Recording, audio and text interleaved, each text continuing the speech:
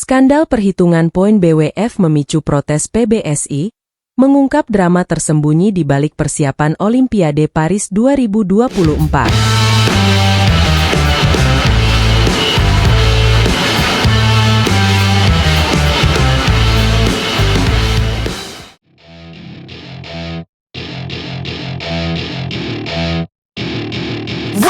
Pernahkah Anda membayangkan sebuah kesalahan kecil dapat mengubah nasib seorang atlet? Inilah yang terjadi dalam dunia bulu tangkis internasional baru-baru ini. Sebuah drama yang tak terduga telah terungkap, melibatkan Federasi Bulu Tangkis Dunia atau BWF, dan dampaknya terasa hingga ke Indonesia.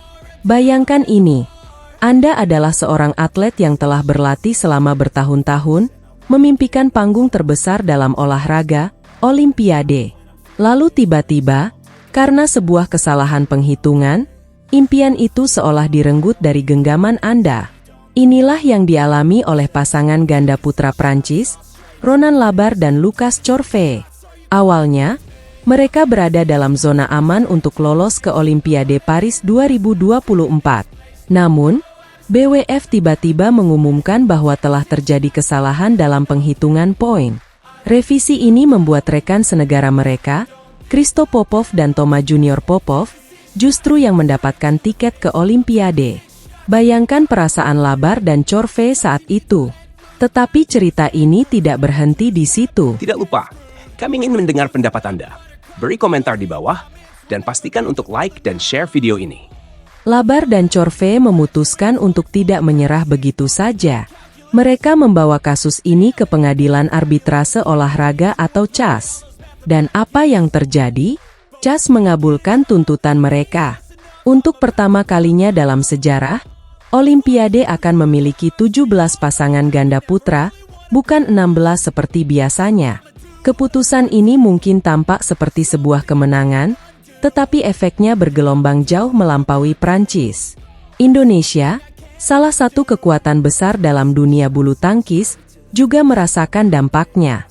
Fadil Imran, Sekretaris Jenderal PBSI, mengungkapkan kekecewaannya atas situasi ini. Menurut Fadil, kesalahan BWF ini telah merugikan banyak atlet, termasuk pasangan Indonesia Bagas Maulana dan Muhammad Shohibul Fikri. Bayangkan, karena kesalahan penghitungan ini, status unggulan mereka berubah di Badminton Asia Championships 2024. Dari unggulan ke-9, tiba-tiba mereka menjadi unggulan ke-8. Perubahan mendadak ini diduga memberi tekanan tambahan pada mereka, yang berujung pada kekalahan di babak pertama. Namun, masalah tidak berhenti di situ. Pasangan andalan Indonesia lainnya, Fajar Alfian dan Muhammad Rian Ardianto, juga berpotensi terkena dampaknya di Olimpiade Paris nanti. Dengan bertambahnya jumlah peserta, format pertandingan menjadi tidak seimbang. 3 grup akan berisi 4 pasangan, sementara 1 grup lainnya akan memiliki 5 pasangan. Jika Fajar dan Rian terjebak di grup dengan 5 pasangan, mereka harus bertanding 4 kali di fase grup, sementara peserta lain hanya 3 kali. Bayangkan beban fisik dan mental tambahan yang harus mereka tanggung. PBSI tidak tinggal diam menghadapi situasi ini. Mereka berencana untuk mengirimkan surat protes resmi ke BWF, menuntut pertanggungjawaban atas kerugian yang dialami Indonesia. Ini bukan hanya tentang 1 atau 2 pertandingan, tetapi tentang integritas dan keadilan dalam olahraga.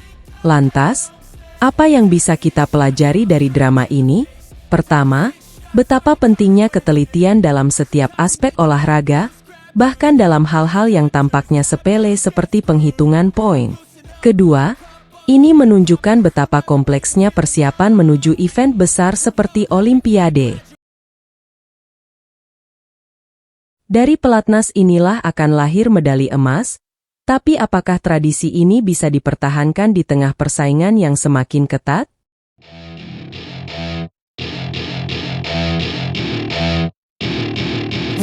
Pernahkah Anda membayangkan sebuah negara yang begitu dominan dalam satu cabang olahraga, sehingga medali emas di Olimpiade seolah menjadi tradisi yang harus dijaga? Inilah kisah Indonesia dan bulu tangkis, sebuah romansa yang telah berlangsung selama lebih dari 3 dekade. Saat ini, kita berada di ambang Olimpiade 2024 Paris, dan mata dunia kembali tertuju pada tim bulu tangkis Indonesia. Mengapa? Karena mereka bukan sekadar peserta, tapi pemburu emas yang haus akan kemenangan. Bayangkan ini, sejak Olimpiade Barcelona 92, Indonesia telah mengukir sejarah dengan prestasi yang mengagumkan. Alan Budi Kusuma dan Susi Susanti memulai segalanya dengan gemilang, meraih emas pertama yang memicu gelombang kebanggaan nasional.